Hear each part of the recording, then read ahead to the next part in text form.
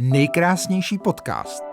Setkání se společností estetické a laserové medicíny, aby váš život byl zdravý a krásný. Jak za chviličku zjistíte, myslím, že anesteziologie je obor, ve kterém je velmi dobře, když pacient ví, že zrovna jeho anesteziolog byl schopen vyhrát třeba olympiádu o zlomky vteřiny. Vítejte u dalšího dílu nejkrásnějšího podcastu. Mým dnešním hostem je pan doktor Lukáš Polert. Ahoj. Ahoj, Romane. My nebudeme předstírat, že si vykáme. Možná jsme to jako mohli dělat, ale dělat to nebudeme. A já myslím, že to je důležitý říct té anesteziologii, protože to je takový hrozně zajímavý obor. Já myslím, že se trošku podobá vrcholovému sportu v té věci, že vy vlastně jakoby zdánlivě většinu dne neděláte nic, ale pak je jako hrozný fofr, což si lidi jako běžně jako neuvědomujou, že většinu té anestezie vy jste trošku, jako abych řekl, jako piloti, jo, který jako nějak sedí u toho autopilota, ale jsou prostě nějaký okamžiky, kdy je to fakt docela jako vlastně hustý a o tom to je. No a ještě když se vrátím k té poznámce, že vlastně jako, že jsem vyhrál na té olympiádě, tak musím říct, že i v té roušce mě někdy pacienti poznávají přímo na tom sále a někdy jakoby mají poznámku takovou, že jsou strašně rádi, že uspává olympijský vítěz. Já na to vždycky říkám, že bych byl radši, kdyby mě uspával anesteziolog než olympijský vítěz. Jo. Že sice jako jistě to byl nějaký úspěch, ale tam jako jaksi ty sportovní úspěchy jsou úplně jako druhou stranou samozřejmě. No. Tak říct, ne, já mám hodně jako tu americkou výchovu, se mi jako zpětně jí dostalo, až v pozdějším věku a tam je to jako obráceně. To znamená, jako v Americe, když je člověk doktora olympijský vítěz, tak je to samozřejmě jako mnohem víc. To znamená, já jsem třeba když tady chtěli jako nasolit nějaký jako závěstivci, což asi oba dobře známe, tak třeba do Ameriky psali dopisy, že říkali, vy to nevíte, ale ten Šmuc tady je moderátor a jako chtěli říct, to je ta ostuda, jo. A oni říkali jako, jo, to je super, to je ještě vlastně další věc, to jsme ani nevěděli, protože my jsme rádi, když ty lidi jako hodně věcí umějí, protože když je ten člověk všestranný, tak to většinou dá. To je pravda, ale jako je málo doktorů, kteří jsou ještě olympijští vítězové, jo. Přeci jenom to dohromady jako je velmi komplikovaný. No a to je právě v tom, že jako fakt jako to teď nechci jako podlejzat, jo. A v tom seš fakt jako super. Samozřejmě ty si třeba, je to něčím vyvážený, tak možná nejseš profesor, jo, jsi olympijský vítěz, ale v té praktické medicíně možná lepší být olympijský vítěz než profesor, no. Možná, že jsem obě věci trochu šidil. A to nemůžu říct nahlas. A nebo si je chytře uměl dělat. No prostě jsem je proplouval tak, aby se měl za co největší úspěch nebo za co nejlepší výsledek, za co nejméně námahy. Takže možná, že i to je prostě možná něco pozitivního v té medicíně, že prostě zkrátka to nedělám jako by přes koleno nebo víceméně na sílu, ale dělám to tak, jak by se to mělo dělat a aby tam prostě nedošlo k nějaký i přehnaný péči, když to tak vezmu. Jo. Já jsem ale začal něčím a ještě bych se k tomu jako rád vrátil, že myslím, že to, co si lidi jako úplně neuvědomujou, že vlastně ten kritický okamžik, který u vás je uvádění a vyvádění z té celkové anestézie a že to právě není úplně jako triviální věc. A opět si myslím, že nemluvíš jako anesteziolog, protože to uvádění je v zásadě celkem jednoduchý a dokonce se občas bavíme s chirurgama, kdo teda, jakoby, jak by měla vypadat ta předoperační vyšetření a tak dále. A já jim na to říkám, ale já uspím kdykoliv, kohokoliv, to není problém, protože mu dám 3 druhy léku na uspání, v podstatě anestetikum, nějaký opiáty a ten člověk hned spí.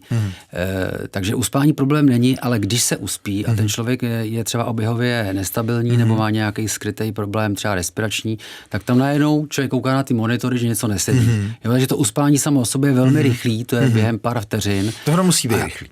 Samozřejmě, protože musíme uvést toho člověka do umělého spánku a do v podstatě stavu, kdy mu nevadí, že do něj řežeme skalpelem nebo vrtáme vrtačkama a tak. Jo. Že ty to hrozně jako zlehčuješ, to je jako to krásná věc na tobě, že jo. Ale já jsem ještě ta starší generace stomatochirurgů, že my jsme jako v rámci kolečka museli pracovat taky nějakou dobu na áru. Jo. A musel jsem ty lidi uvádět do té anestézie a vyvádět, samozřejmě pod přímým odborným dohledem, to mě tam jako nikdo nenechal sám, abych uklidnil lidi. Jo. A ono jako vlastně ten princip, když to řeknu pro ty pacienty, je, že my toho člověka řízeně vlastně jakoby zabijem a teď máme vlastně pár vteřin na to, aby jsme do něj dostali, my vlastně jako ho zrelaxujeme, takže vlastně mu zabráníme, aby mohl sám dýchat, uděláme spoustu věcí a teď jsem tam musel dostat v řádu vteřinek tu rourku endotracheální, že samozřejmě existuje spousta spousta jiných metod. Hele, to není jako úplně jako legrace a vy víte, že fakt jako ty vteřiny, že? No, říká se tomu řízená intoxikace. No. Jo. Samozřejmě, že tak jsme se dohodli, že to uspání je vlastně strašně rychlý. Pak samozřejmě je k tomu nutný zajistit. To uspání, to si myslím, že by zvládnul každý, to zvládnul dokonce i Michael Jackson v obejváku, protože používal ty samý léky. Ale ne pokaždý se probudil. On to samozřejmě používal sám a bylo to v obejváku a byla to zřejmě kombinace alkoholu a nějakých jiných léků. To nechci o tom mluvit.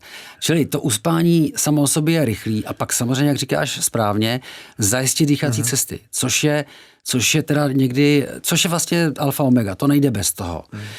Na tom sále ty pacienti jsou obvykle připravení, zase zajistit dýchací cesty třeba na záchranné službě někdy může být složitý, protože ty lidi jsou najezený, můžou u toho zvracet a riziko aspirace a tak dále a neskušenosti třeba lékařů je další věc. Když já to dělám denně, tak se z toho stává rutina a já denně zajišťuju několikrát ty dýchací cesty, takže na mě samozřejmě tu a tam vyzbyde jako jistá komplikace, kde to třeba není úplně snadný, ale už umím ty kroky, když to nejde takzvaně po dobrým, tak máme i ty další možnosti, jo? Jako třeba když jsou to různý video pomůcky nebo i pomocí bronchoskopů, nebo nedej bože udělat normální tracheostomii akutní, což jsem nikdy na sále nedělal, ale může se to stát obvykle, jak říkám, ty jo, ale legrace to není. No, já jsem to samozřejmě dělal, ale na záchrance, jo, když tam prostě... Já to dělali plánovaně u chirurgie, ale zrovna jednoduchý výkon to není a nechtěl bych ho dělat za minutu. No, není, ale když je třeba nějaký polytrauma a je tam rozbití úplně obličejového skeletu a je tam prostě všude možný krvácení do dutiny ústní, tak tam to třeba jinak ani nešlo. A tam ta tracheostomie, ale taky jako, není to tak složitý, pokud se to dělá. My sami děláme tracheostomie u lidí, kteří se nemohou odvyknout od ventilátoru, takže my děláme perkutální dilatační tracheostomii, dělám a to zase není to tak složitý výkon, pokud se to dělá, ale jako vlastně často, tak složitý to není. Jo. Někteří anesteziologové říkají, že ještě jako horší je to vyvádění z anestezie, že tak postupně naskakují ty reflexy a tak dále. No a ještě bych to zamotal na tom začátku, samozřejmě někdy tam jsou pacienti, kteří nejsou úplně připravení, jako to znamená na lačno, a to jsou typický ileus, jo, to je neprůchodnost střevní, a pak jsou to císařský řezy akutní. Jo, tak tam samozřejmě se počítá s tím, že ten žaludek je plný a za další počítá se s tím, že tam je plod, který samozřejmě, když my tu budoucí maminku uspíme, tak v tu chvíli i ten plod ztrácí samozřejmě ten kyslík a my nemůžeme prodechovat toho maminku, takže tam to musí být opravdu rychlý a zase to musí být zkušený anesteziolog, který si umí rychle poradit s tím zajištěním dýchacích cest. Tam jako není možný, aby došlo k nějaký hypoxii.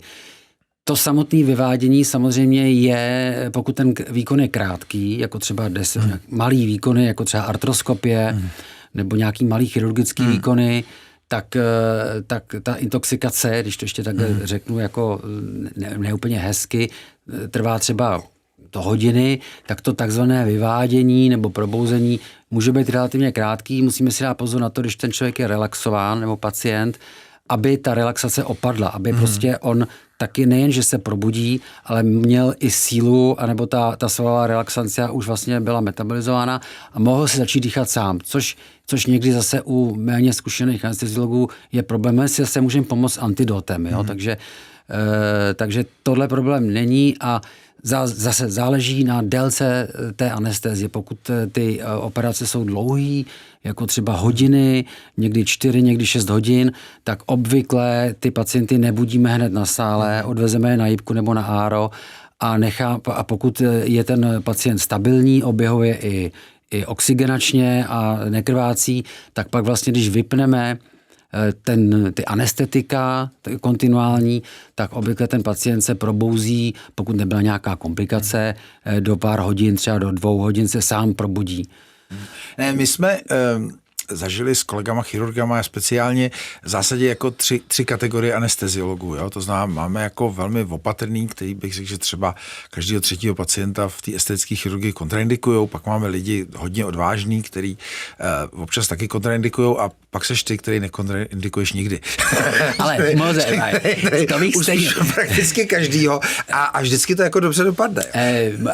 Stejně bych se ještě k tomu vrátil, říkal si estetické medicíny, tam by asi tu anestezii nebo ten výkon měl podstupovat přeci jenom pacient, který na tom není příliš zdravotně špatně, to znamená ASA 1, ASA 2, to je hodnocení vlastně polymorbid nebo komorbidit těch pacientů a eventuálního možného horšího průběhu, a to znamená, že když jsou nějaké respirační onemocnění, už to spadá do té ASA 3 a jak říkáš, ta estetická medicína nebo estetické zákroky se obvykle nedělají ve fakultních nemocnicích a dělají se to na soukromých klinikách, kde to zázemí, takový to, ať už krevní banky, nebo prostě ára, nebo JIPu, není tak velký. Takže tam jako zase bych ti poopravil, neuspím každého na estetické zákroky, ale ve fakultní nemocnici skutečně tomu tak je. Samozřejmě se zase jako jedná o elektivní výkony.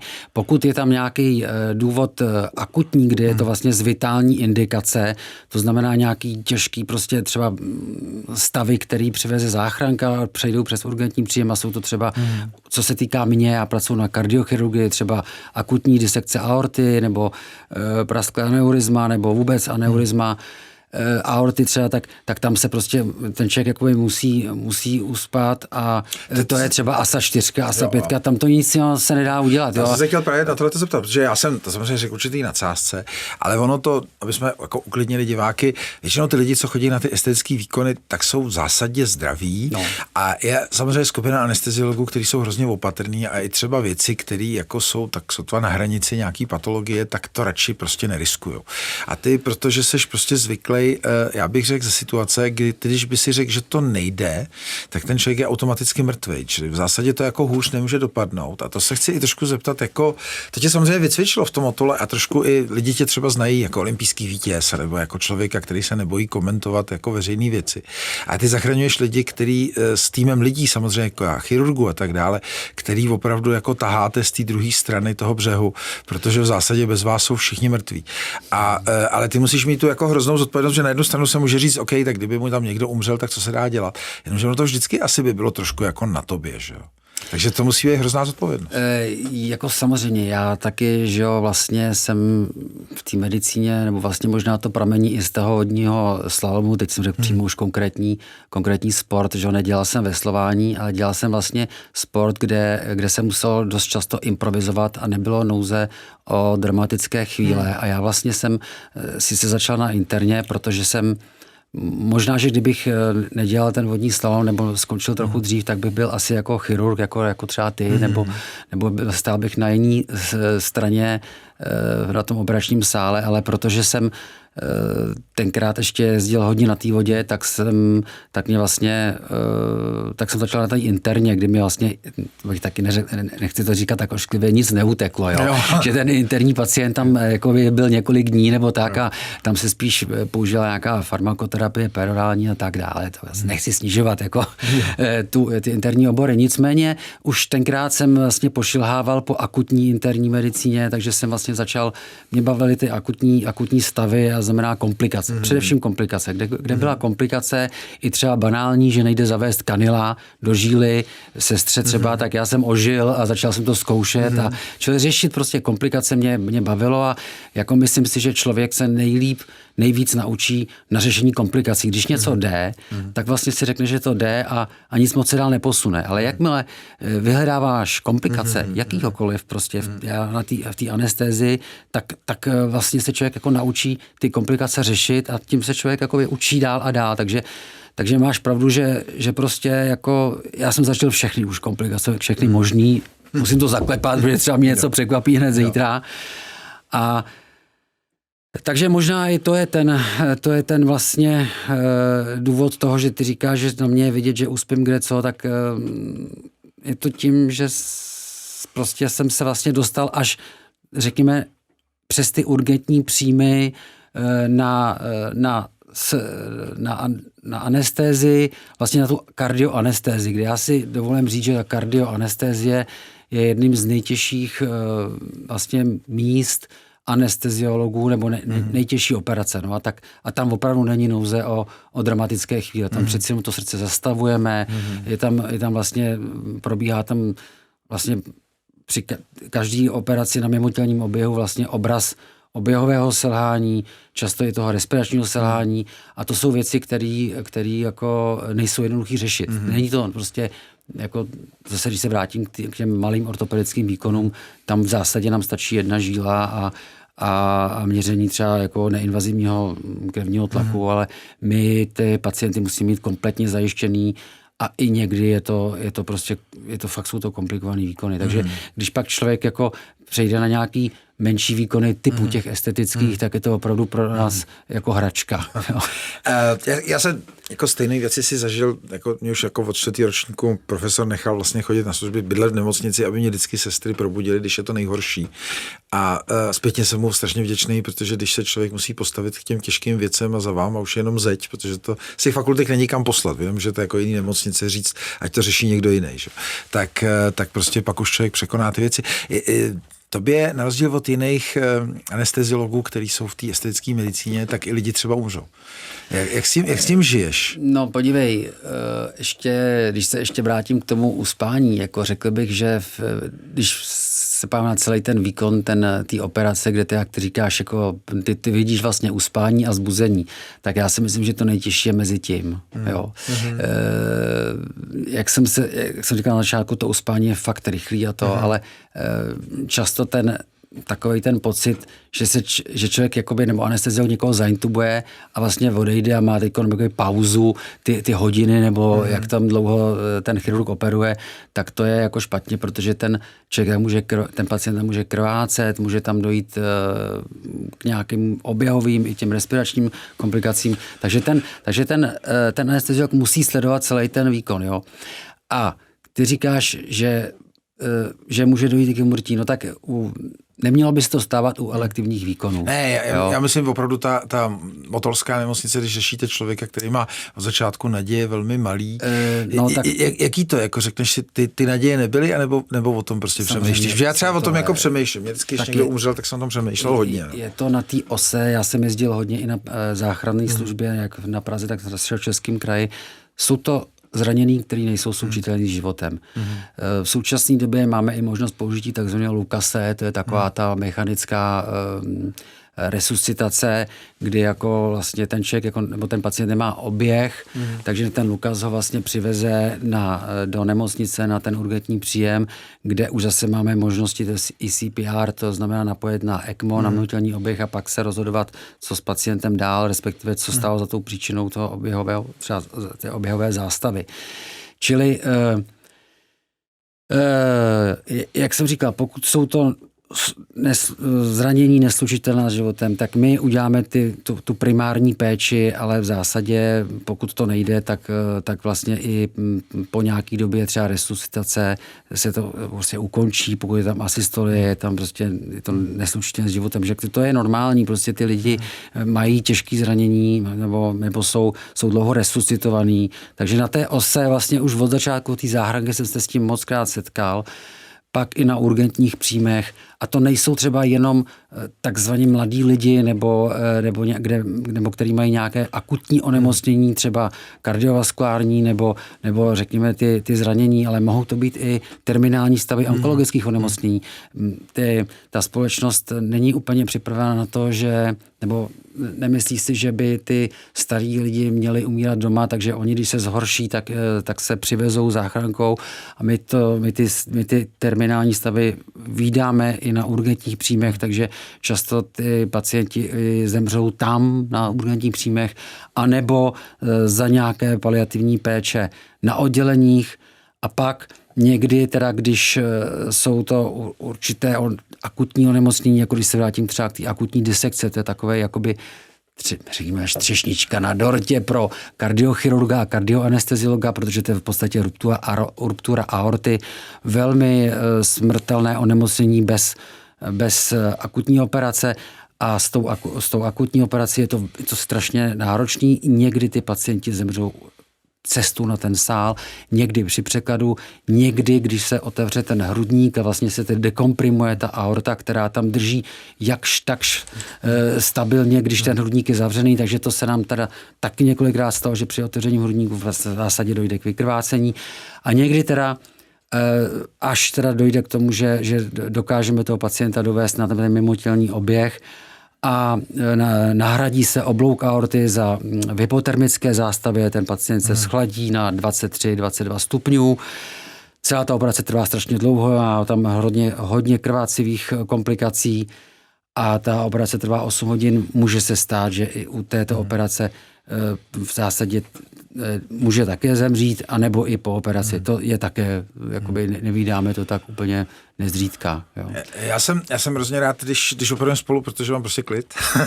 A to je to, co ty říkáš, jako že jakoby to volno, tak pro nás tak je. A není to úplně jako běžný, protože jsem zažil spoustu anesteziologů, který třeba jako to bylo jako zbytečný drama. A samozřejmě musíme to říct, to jsou exity třeba při elektivních výkonech, čili je hrozně důležitý mít v zádech někoho, kdo to zvládne.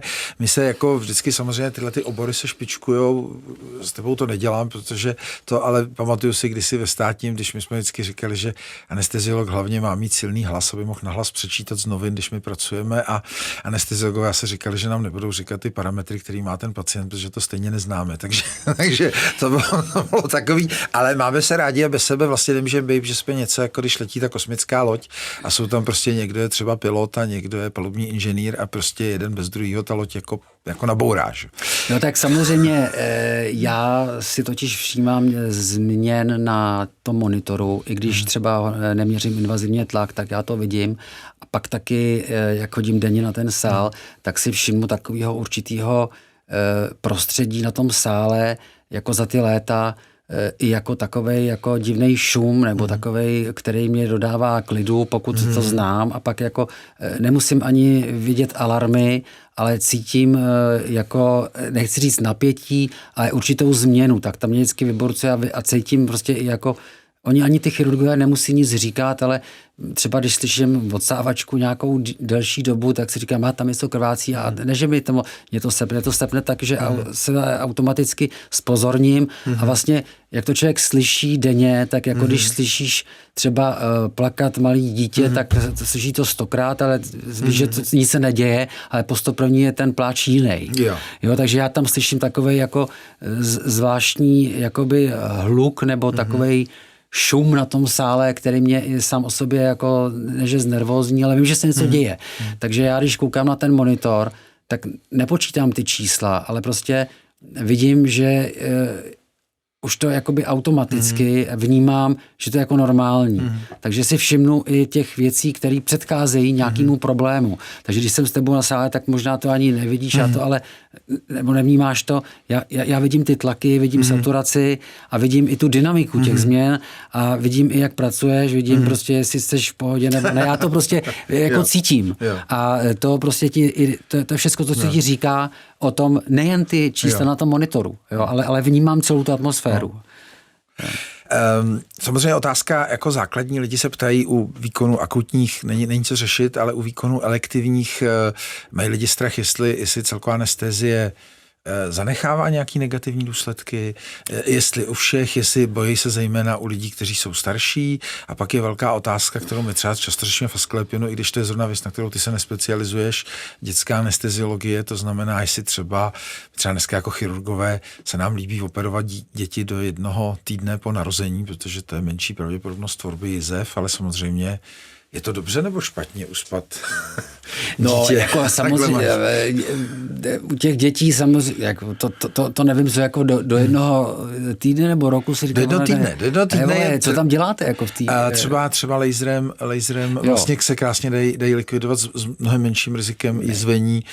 Vlastně samozřejmě hodně ve světě Američani to dělají tak, že tu anestezii přeskočí s tím, že týdenní dítě si nestěžuje, ale zase velká diskuze, co to s tím dítětem udělá, když v prvním týdnu života ho někdo spálí laserem. Já si myslím, že ta doba, řekněme, alkoholové anestezie před 100 lety, pak éterové, tak to už je pryč. A i tak si myslím, že pokud tu anestezii neabsolvujeme jako třeba každý týden, tak si myslím, že společnost je nastavená tak, že mnoho lidí každý den třeba popíjí alkohol a trvá to mnoho let, někdy desítky let, než to na člověku zanechá něco a ještě otázka, jestli to není třeba z kouření, z aterosklerózy nebo vůbec z nějakého stylu života. Čili ta anestezie už teď používá poměrně moderní anestetika, i ty plyny a ta anestezie je prostě krátká. Je fakt, že to bezvědomí je hluboké, ale jak říkám, jsou to moderní anestetika a těch výkonů, i když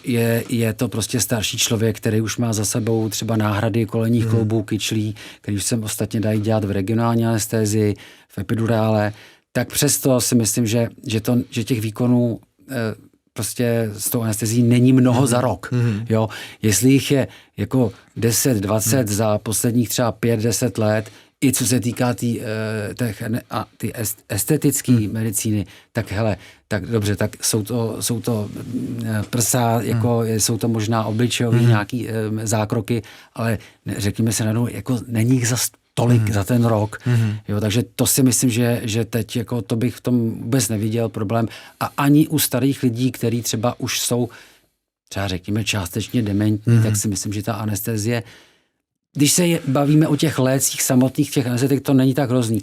Horší samozřejmě může být, že třeba může být ta pooperační péče, anebo během celé té anestezie, když třeba dojde k nějaké hypotenzi protrahovanější, k většímu krvácení tady ze stran chirurga, protože za to anesteziolog nemůže, tak tam jako třeba větší krvácení, ty adekvátní náhrady, to může být problém a zase to se bavíme už u těch těžších operací a zase to nebudou operace, které jsou tak časté. Mejt rozum, to jsou na ty nějaký velký výkony na břiše a takže liposukce, že to fakt mají dělat zařízení, které na to jsou vybavený a obdivuju odvahu některých, kteří to dělají v takových jako modifikovaných bytech. A my to děláme jako v reálně bývalý fakultní nemocnici a nemyslíme si, že to je legrace. No jako rozsáhlé liposukce už jsem viděl, kdy pacienty, kteří skončili i jako ve fakultních nemocnicích, že tam měli veliké krvácení a ještě může dojít k velké koagulopatii, jako k takové té disce. A to je taky problém. A to už je i problém i pro fakultní nemocnice. Taková rozjetá koagulopatie je to problematický stav i život ohrožující. Dneska je velká móda, jak o tom mluvit, že kdo má ruce, nohy, tak začíná dávat infuze na to či ono, vitamínové a různé doplňky. Já třeba vidím velký smysl v tom, co ty děláš, třeba jednu věc, to zná třeba dát i infuze v nějaký paliativní terapii a tak dále. To jsou třeba věci, které se, jako myslím, hodně opomíjejí v medicíně. Infuzní terapie od člověka, který fakt jako rozumí té reální medicíně, nejenom kolik je za to peněz. Co si o to myslíš? Tak samozřejmě infuzní terapie především má benefit pro ty pacienty, kteří nemůžou přijímat nic perorálně, takže se jako já infuze dávám samozřejmě na sále, tam je to celkem jasný.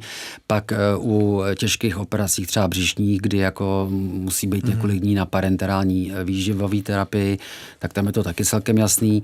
Pak, co se týká třeba takových akutních stavů, jako co já znám z urgentních příjmů, tak jsou to nějaké algické stavy, anebo, jak ty si sám říkal, ty paliativní medicína, ta se dosti často opírá o, řekněme, ty infuzní terapie, nebo u terminálních stavů, kdy ten pacient by neměl především trpět bolestmi, neměl by mít žízeň, tak tam se taky využívá ten parenterální přístup a co si budeme nahávat.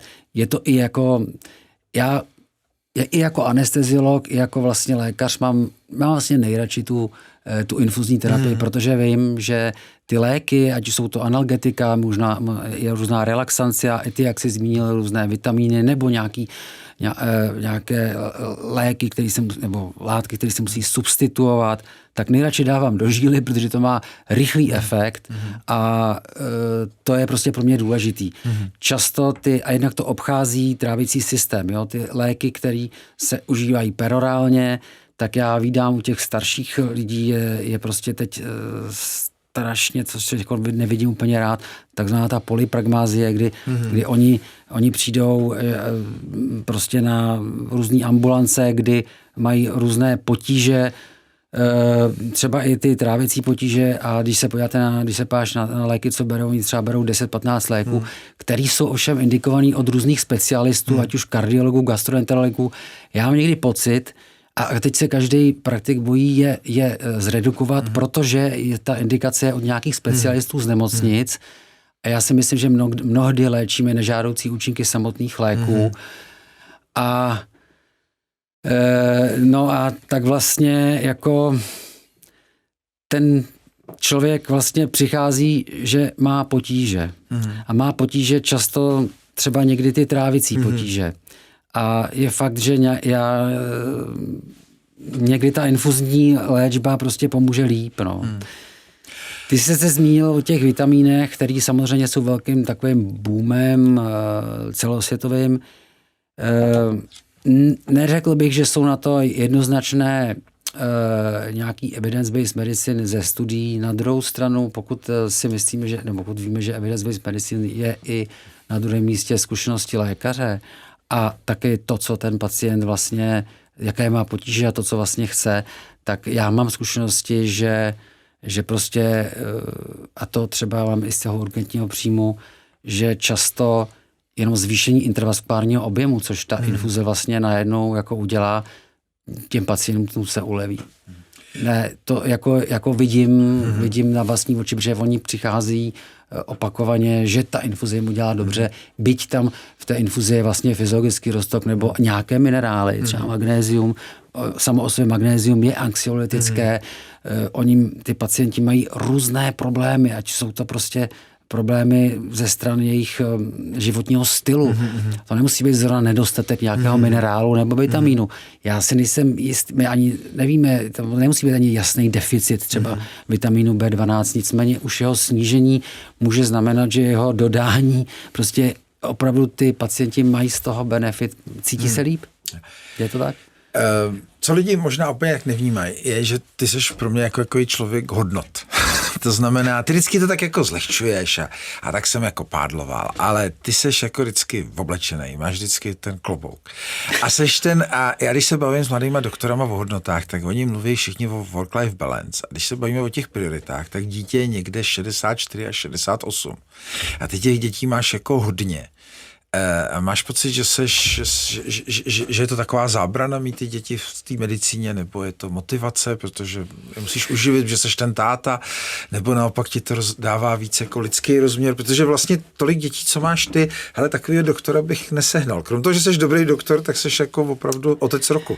Tak já musím jít klobouk dolů mé ženě, protože jako já jsem pořád v té práci a já jsem tam i z důvodu toho, že vlastně já se tím pořád učím. Já mám respekt před každým pacientem, před každým novým prostě uspáním a každé nové uspání mi vlastně přináší nový prostě jak řekl, jako neznalosti, ale ty zkušenosti. Takže jako klobouk dolů před mojí ženou a jsou to dary z nebes, ty děti, takže jako takhle jsem to bral a když se podíváš jako celosvětové, nejsem si jistý, že zrovna nějaká jako řekněme výše platu by se rovnala počtu výše dětí, jo? Takže tak to asi není. Je to skoro obráceně. Je to skoro obráceně, přesně jak to se nechtěl říct úplně na to, ale... S výjimkou Elona Muska. No tak tam je to... No jasně, ale to je úplně něco úplně jiného, no. Takže nevím, co k tomu říct, no. Jsou to prostě dary, jako a jsem prostě rád, já jsem na nic víc už čas nemám, než na tu medicínu a na ty děti, no. Takže nechodím do hospody, jdu takhle s tebou do toho podcastu a občas uspat ty zuby s tebou, takže to jako mě baví, ale já nic jiného nemám čas, no. Díky moc, že jsi přišel. Jo. Dělali jste vlastně doktora, kteří vlastně skoro neexistují. To znamená, dělá svoji profesi rád, je otcem velké rodiny a má srovnaný hodnoty. Takových lidí moc není. Lukáš Poller. Díky Lukáši a s vámi se těším při příštím díle nejkrásnějšího podcastu. Na viděnou.